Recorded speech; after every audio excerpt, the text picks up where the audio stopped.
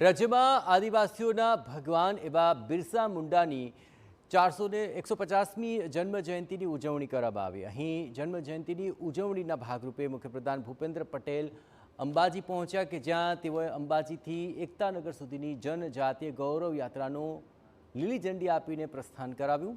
તો અન્ય જનજાતીય ગૌરવ યાત્રાનું ઉમરગામથી પણ પ્રસ્થાન કરાવ્યું હતું અને આ બંને યાત્રા રાજ્યના છેવાડાના આદિવાસી વિસ્તારોમાં ફરશે અને આ બિરસા મુંડાના ભવ્ય ઇતિહાસને રજૂ કરશે। સાથે જ રાજ્ય સરકારની યોજનાઓની પણ માહિતી અપાશે।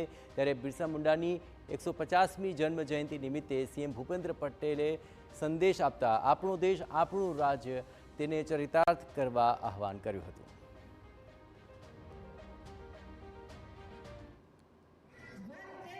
ભગવાન બિરસા મુંડાની આ 150મી જન્મ જયંતિ અંતર્ગત જનજાતીય ગૌરવ વર્ષની ઉજવણી તેમના માર્ગદર્શનમાં દેશભરમાં થઈ રહી છે। આજની પેઢી આદિજાતિઓના આવા ઐતિહાસિક યોગદાનને જાણે અને તેમાંથી રાષ્ટ્ર નિર્માણની પ્રેરણા મેળવે તેવા ઉદ્દેશ વડાપ્રધાનશ્રીએ આ ઉજવણીમાં રાખ્યો છે। ગુજરાતમાં આપણે આ હેતુસર જનજાતીય ગૌરવ રથયાત્રાનું 7 થી 15 નવેમ્બર સુધી આયોજન કર્યું છે।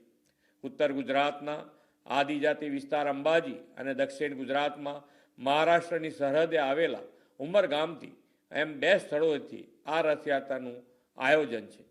આપણા 14 આદિજાતિ જિલ્લાઓ સહિત રાજ્યભરમાં આ યાત્રા યોજાશે।